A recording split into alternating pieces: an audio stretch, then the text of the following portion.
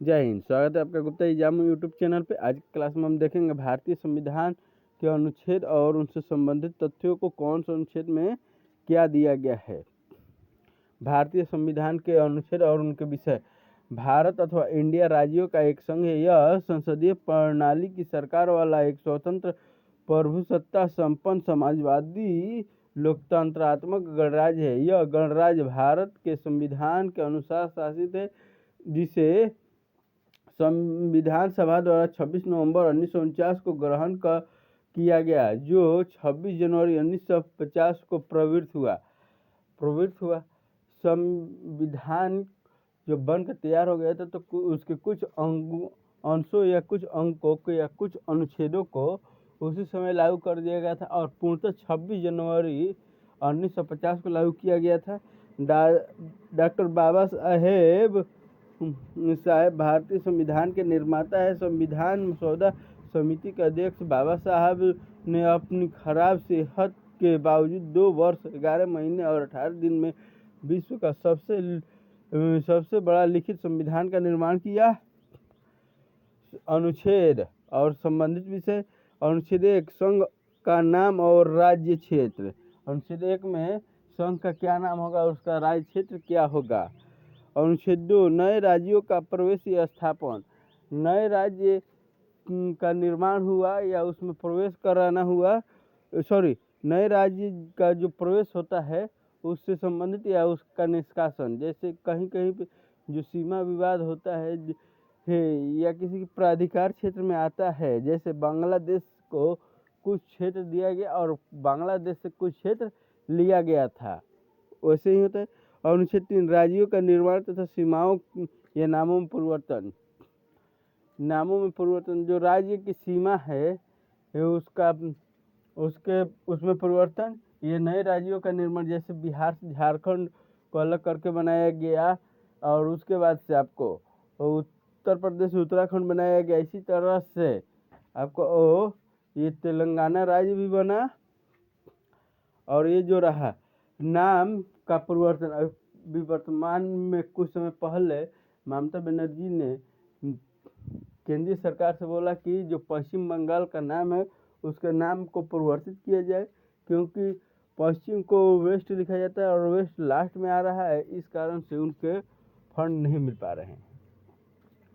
अनुच्छेद 4 पहली अनुसूची व चौथी अनुसूची के संशोधन ये तथा 2 और 3 के अधीन बनाई गई विधियाँ। अनुच्छेद 5 संविधान में प्रारंभ पर नागरिकता। अनुच्छेद 6 भारत आने वाले व्यक्तियों को नागरिकता। अनुच्छेद 7 पाकिस्तान जाने वालों को नागरिकता। अनुच्छेद 8 भारत के बाहर रहने वाले व्यक्तियों का नागरिकता। अनुच्छेद 9 विदेशी राज्य की नागरिकता लेने पर भारत की नागरिकता न होना। जो व्यक्ति दूसरे देश की नागरिकता अगर ग्रहण करते हैं तो भारत की नागरिकता स्वतः ही समाप्त हो जाएगी, क्योंकि भारत में एकल नागरिकता का प्रावधान है।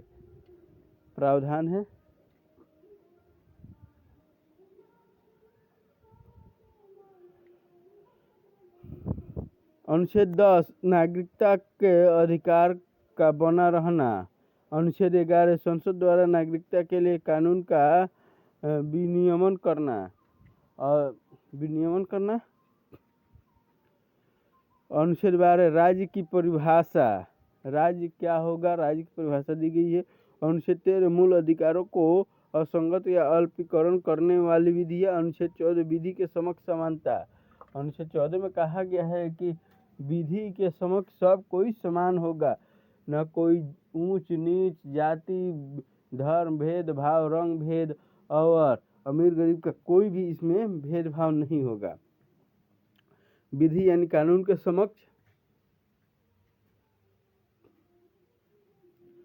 अनुच्छेद 15 धर्म, जाति, लिंग पर भेद का प्रतिरोध।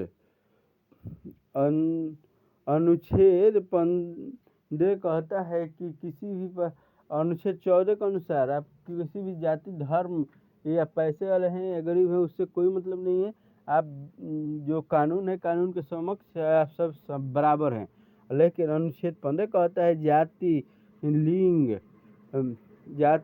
धर्म आदि के आधार पर आदि को वो निषेध करता है कि जैसे कोई महिला है तो ये कार्य नहीं कर सकती, या कोई इस जाति या धर्म का है तो ये कार्य नहीं कर सकता है। जैसे कि पहलगाम में क्या हुआ है कि 2 रोज पहले कि आतंकवादियों ने क्या पूछा है, केवल धर्म पूछ के गोली मारा है। अनुच्छेद 16 लोक नियोजन में अवसर की समानता। लोक नियोजन यानी जो कोई भी नौकरी हो या निजी क्षेत्र हो या सार्वजनिक क्षेत्र में, उसमें आपको अवसर की समानता बनी रहेगी। उसमें भी जाति, धर्म आदि के कोई भी नहीं पूछा जाएगा, सबको बराबर सम्मान मौका दिया जाएगा। अनुच्छेद 17 अस्पृश्यता का अंत। अस्पृश्यता यानी छुआछूत का अंत है इसमें कि आप इस जाति के हैं तो आप को हम नहीं छुएंगे या नहीं बात करेंगे, उसका अंत करता है।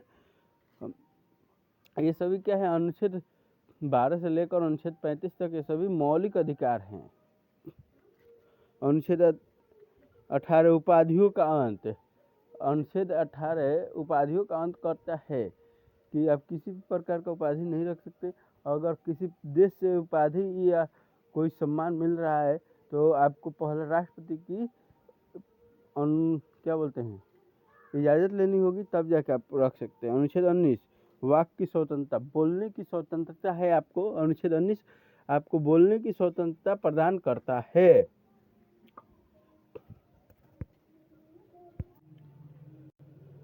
अनुच्छेद 20 अपराधों के दोष सिद्धि के संबंध में संरक्षण। अनुच्छेद 21 प्राणेयोदेही की स्वतंत्रता। अनुच्छेद 21 का 6 से 14 वर्ष के बच्चों को शिक्षा का अवसर। अनुच्छेद 22 कुछ दशाओं में गिरफ्तारी से संरक्षण।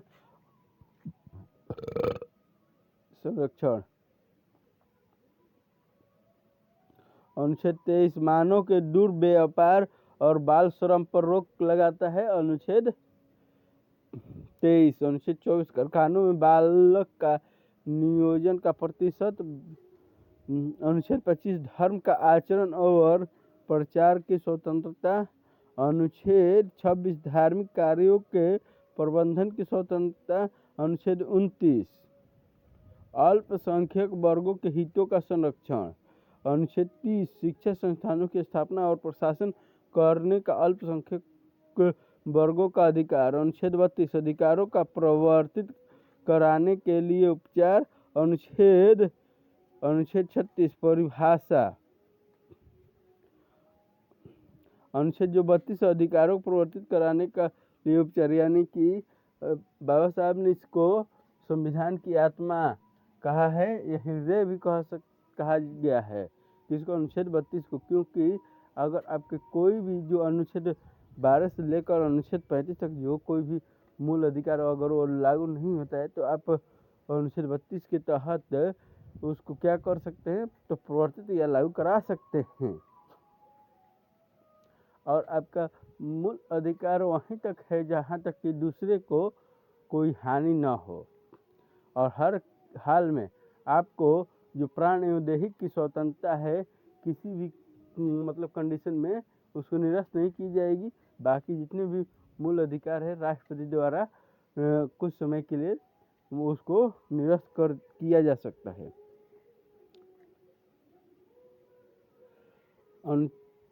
अनुच्छेद 40 ग्राम पंचायतों का गठन।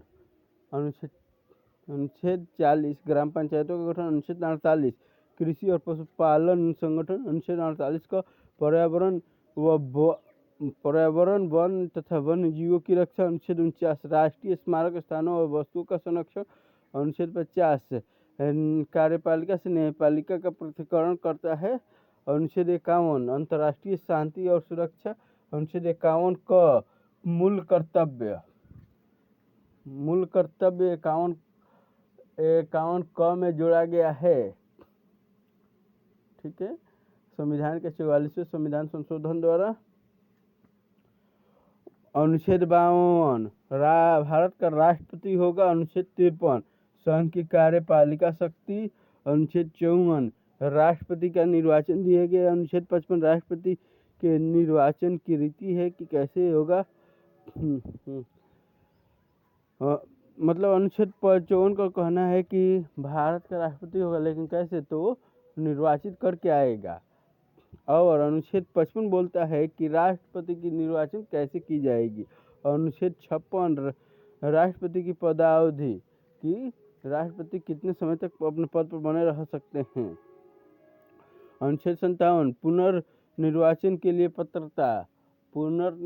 भारत में प्रधानमंत्री, संसद या कोई भी जो प्रतिनिधित्व है वो कितनी भी बार वो अपने उम्मीदवारी को पेश कर सकता है, या उठ सकता है या रह सकता है।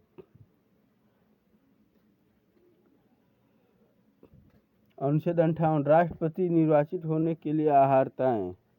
अनुच्छेद 59 राष्ट्रपति पद के लिए शर्तें। अनुच्छेद 60 राष्ट्रपति की शपथ अनुच्छेद 60 में दी गई। अनुच्छेद 61 राष्ट्रपति पर महाभियोग चलाने की प्रक्रिया। राष्ट्रपति पर महाभियोग चलाने की प्रक्रिया कौन कौन सी है। अनुच्छेद 62 राष्ट्रपति पद पर व्यक्ति को भरने के लिए निर्वाचन के समय और रिक्तियाँ। अनुच्छेद 63 भारत का उपराष्ट्रपति होगा। अनुच्छेद 64 उपराष्ट्रपति का राज्यसभा का पदेन सभापति होना। अनुच्छेद 65 राष्ट्रपति पद की रिक्ति पर उपराष्ट्रपति के कार्य। अनुच्छेद 66 उपराष्ट्रपति का निर्वाचन। अनुच्छेद 67 उपराष्ट्रपति की पदावधि। अनुच्छेद 68 उपराष्ट्रपति के द्वारा पद की रिक्ति भरने के लिए निर्वाचन। उपराष्ट्रपति के पद की रिक्ति भरने के लिए निर्वाचन। 68 में और 69 में अनुच्छेद 69 में उपराष्ट्रपति द्वारा शपथ। अनुच्छेद 70 में अन्य आकस्मिकता में राष्ट्रपति के कर्तव्यों का निर्वहन।